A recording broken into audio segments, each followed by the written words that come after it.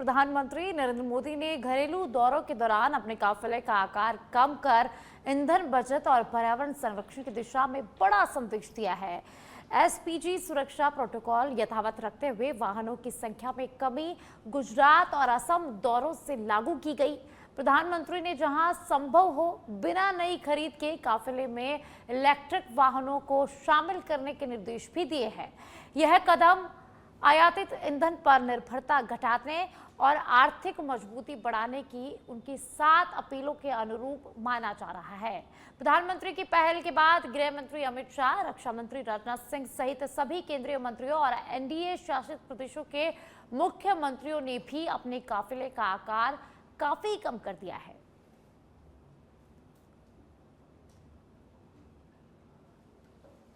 और अब खबर जयपुर से, जहां मुख्यमंत्री भुजलाल शर्मा दिल्ली से सीधे सीएमओ पहुंचे हैं। सीएमओ में राजकीय कामकाज को मुख्यमंत्री भुजलाल शर्मा संभालेंगे और कुछ महत्वपूर्ण बैठकों की भी अध्यक्षता करेंगे।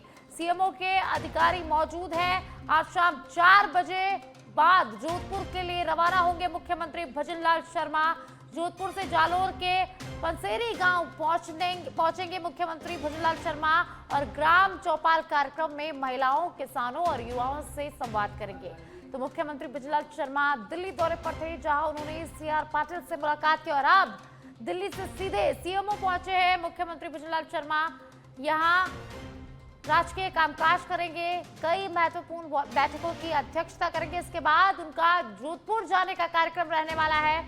तो मुख्यमंत्री भुजलाल शर्मा दिल्ली से सीधे सीएमओ पहुंचे हैं, जहां सीएमओ में राजकीय कामकाज को संभालेंगे। कई महत्वपूर्ण बैठकों की अध्यक्षता यहां पर मुख्यमंत्री भुजलाल शर्मा करेंगे और इस बैठक के लिए सीएमओ में अधिकारी मौजूद है। तो मुख्यमंत्री भुजलाल शर्मा 4 बजे के बाद जोधपुर के लिए रवाना होंगे।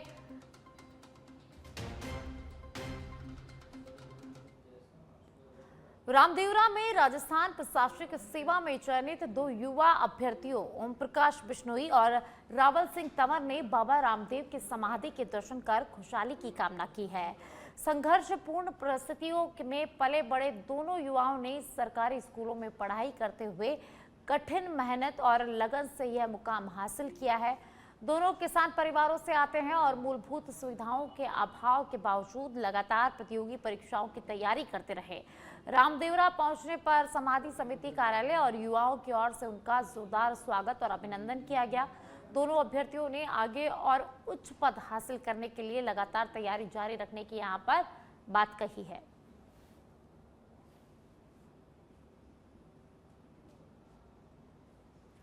श्री गंगानगर के पदमपुर में पीएम श्री कन्या विद्यालय में सोमनाथ स्वाभिमान पर्व के अवसर पर भाषण, चित्रकला और प्रश्नोत्तरी प्रतियोगिताओं का आयोजन किया गया। राजस्थान सिंधी अकादमी जयपुर और सिंधी समाज समिति के संयुक्त तत्वाधान में आयोजित इस कार्यक्रम में उत्कृष्ट प्रदर्शन करने वाली छात्राओं को सम्मानित किया गया। समारोह में मुख्य अतिथि मुख्य ब्लॉक शिक्षा अधिकारी हरबंस सिंह संधू रहे, जबकि कार्यक्रम की अध्यक्षता विद्यालय प्राचार्य पुष्पा पांडे ने की। इस अवसर पर सिंधी समाज के प्रमुख वरिष्ठ शिक्षक, समिति अध्यक्ष सहित विद्यालय स्टाफ उपस्थित रहे। प्रतियोगिताओं में प्रथम, द्वितीय और तृतीय स्थान प्राप्त करने वाली छात्राओं को पुरस्कार एवं सम्मान भी प्रदान किया गया।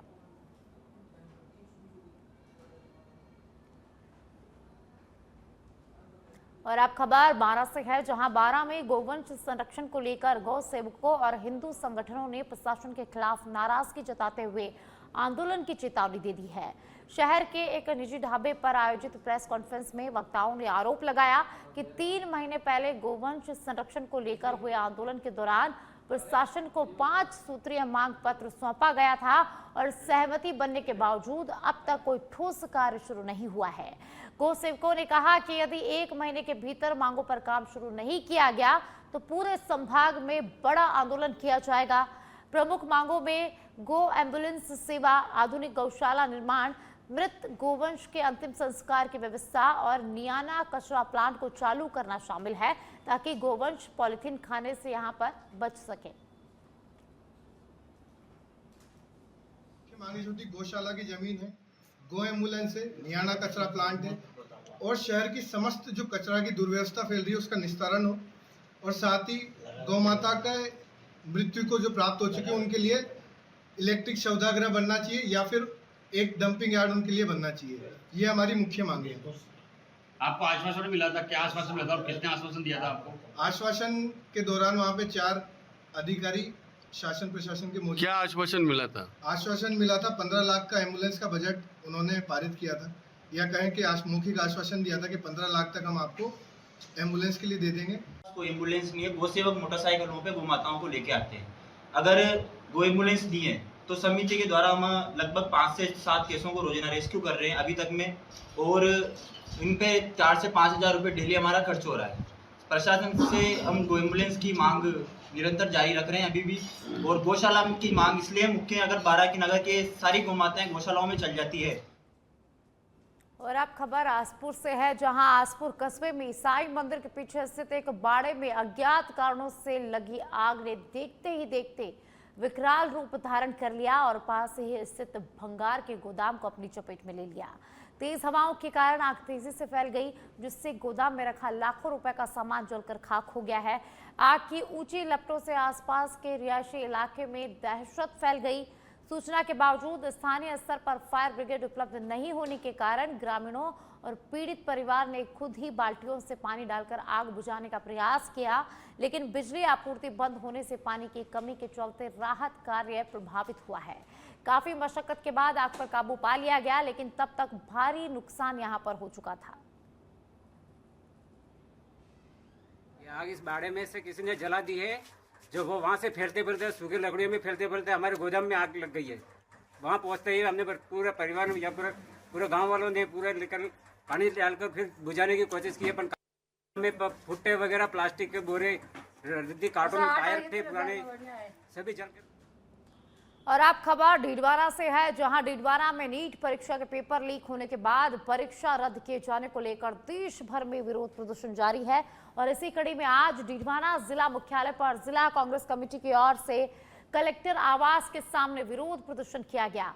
कांग्रेस कार्यकर्ताओं का आरोप है कि केंद्र और राज्य सरकार युवाओं के भविष्य को लेकर गंभीर नहीं है।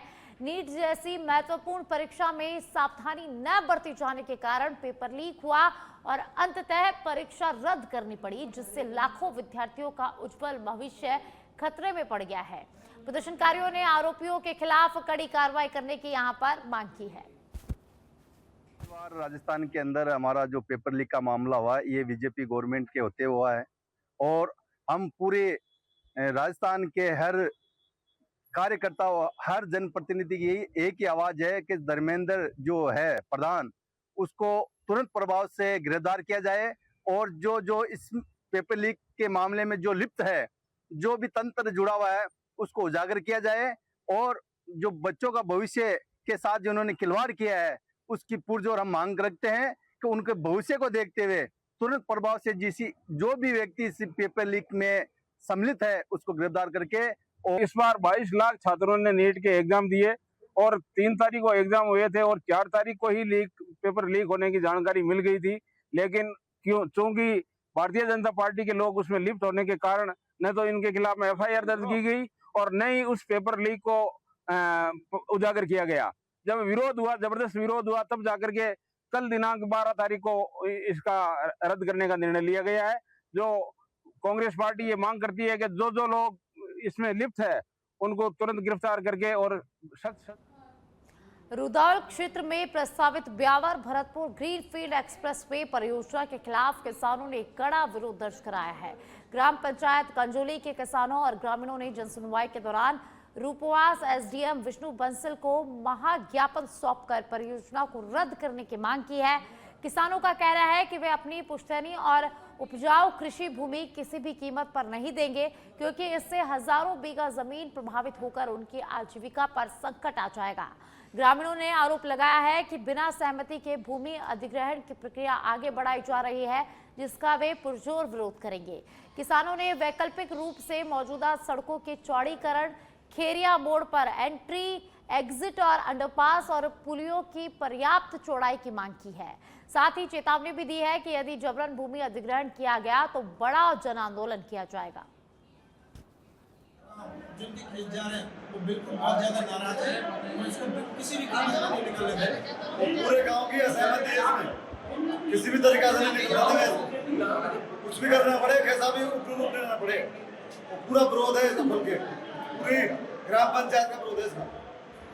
अगर फिर भी ये रोड निकालता है तो हमारा जो किसान भाई है वो हर तरह से उग्र आंदोलन करने के लिए तैयार है। अगर किसी भी तरह की हानि जोखिम होती है उसका जिम्मेदार शासन प्रशासन खुद होगा। मंडावा से खबर है, जहां मंडावा कस्बे के वार्ड नंबर 1 और 25 में पिछले एक सप्ताह से पेयजल सप्लाई बाधित होने के कारण गंभीर जल संकट खड़ा हो गया है। भीषण गर्मी के बीच स्थानीय लोगों को पीने के पानी के लिए भटकना पड़ रहा है, जिससे वार्ड वासियों में आक्रोश बढ़ गया है। बुधवार को बड़ी संख्या में महिलाएं और पुरुष जलदाय विभाग कार्यालय पहुंचकर प्रदर्शन करने लगे और विभाग के खिलाफ जमकर नारेबाजी की गई। प्रदर्शनकारियों ने जलदाय विभाग के जेईएन राम सिंह का घेराव कर गंदे और बदबूदार पानी की आपूर्ति पर नाराजगी जताई। ग्रामीणों का आरोप है कि जलापूर्ति व्यवस्था RUIDP और जलदाय विभाग के बीच जिम्मेदारी टालने में फंसी हुई है, जिससे आम जनता परेशान हो रही है। लोगों ने चेतावनी दी है कि यदि गुरुवार सुबह तक समस्या का समाधान नहीं हुआ तो विभाग कार्यालय के बाहर तालाबंदी कर उग्र आंदोलन किया जाएगा। पानी की समस्या बहुत दिन से हो रही है। अब 4 दिन से तो एकदम से पानी नहीं आ रहा, इसके बारे में हम लोग आए हैं। अब ये पानी भी आता भी है तो बदबूदार, और पहले से तो 4 दिन से तो अब जरा भी नहीं आ रहा है। अब हम लोग टंकी भी गिराए तो भी टंकी कभी तो खाली होगी ना, वो हमेशा भरी तो नहीं रहेगी ना। 300 रुपए दे के टंकी गिरा रहे, और एक पीने का पानी गणेश जी के मंदिर से हम एक टोकनी लेके पानी खाते, तो हम इस पानी से सारा दिन चाय पानी जैसा बनाते खाना खुना, और है ना तो बस इतना परेशान होकर हम साल में 2 बार 3 बार तो आते ही रहते हैं वाटर स्पोर्ट में, और ये हमेशा की कहानी है हमारी। आज वार्ड 1 और 25 की पानी की समस्या को लेकर वाटर वर्क्स में इकट्ठा हुए हैं। उनको ऑफिसर को अपडेट दिए है सारी चीज़ों का कि पानी की समस्या किस प्रकार चल रही है। काफ़ी दिनों से प्रॉब्लम हो रही है। लेडीज़ ने 3 से 4 बार पहले भी आ चुकी है। यहाँ से सुचारू रूप से पानी की सर्विस चालू हो नहीं रही है। अधिकारियों को बोला है 5 बजे तक का इन्होंने टाइम दिया है हमें, 5 बजे तक हम वेट करते हैं लाइन का, और अभी इन्होंने बोला है कि टैंकर की व्यवस्था करवा के देंगे। टैंकर की व्यवस्था साथ में है, ये स्टाफ के साथ में जाएंगे और टैंकर की व्यवस्था करवाएंगे। 5 बजे तक वेट करेंगे। 5 बजे तक लाइन चालू हो जाती है, बहुत अच्छी बात है, धन्यवाद इनका। अगर नहीं होती है तो दूसरे तरीके से पानी की बहुत ज़्यादा प्रॉब्लम है। 4 दिन से तो बिल्कुल भी पानी को नहीं आ रही, और पहले आ रहे तो वो भी बहुत गंदो पानी आ रहा है। बच्चा है और गाय सांस रहे, सब परेशान हो रहे हैं पानी के लिए। और तो पानी के लिए आपसे आयोजन करते हैं तो पानी बहुत अच्छे साड़ों के लिए बहुत ज़्यादा। राज्य में डिजिटल कनेक्टिविटी और दूरसंचार अवसंरचना को मजबूत बनाने के लिए बुधवार को मुख्य सचिव वी श्रीनिवास की अध्यक्षता में राज्य ब्रॉडबैंड समिति की 17वीं बैठक आयोजित की गई। बैठक में सभी गांवों तक ब्रॉडबैंड कवरेज, दूरसंचार परियोजनाओं के लिए भूमि आवंटन में तेजी और रो नियम 2024 के समयबद्ध क्रियान्वयन पर जोर दिया गया। मुख्य सचिव ने डिजिटल नेटवर्क को राजस्थान 2047 विजन का अहम आधार बताते हुए दूरस्थ और सीमावर्ती क्षेत्रों तक गुणवत्तापूर्ण कनेक्टिविटी पहुंचाने के निर्देश दिए। Bharat net, BSNL, 4G saturation और नई ऑनलाइन ROW पोर्टल व्यवस्था से प्रदेश में डिजिटल समावेशन को नई गति मिलेगी। राज्य ब्रॉडबैंड समिति की बैठक जयपुर में हुई है। मुख्य सचिव वी श्रीनिवास ने बैठक की अध्यक्षता की है और इसी के साथ आवश्यक दिशा निर्देश भी इस बैठक में दिए गए हैं।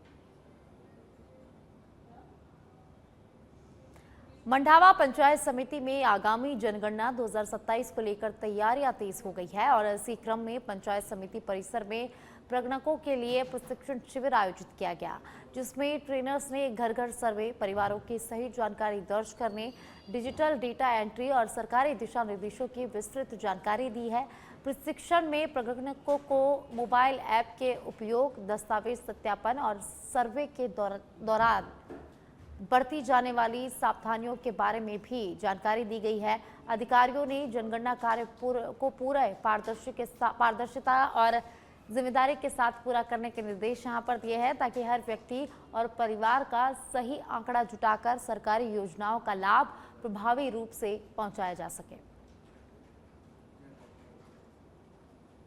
10वां दिन है यहाँ पे जनगणना चलते हुए, चौथा बैच चल रहा है। इससे पहले 3 बैच कंप्लीट हो चुके। जनगणना में क्या क्या कार्य किया जाएगा? पहला जो चरण अपना चल रहा है मकान सूचीकरण और मकान गणना का है।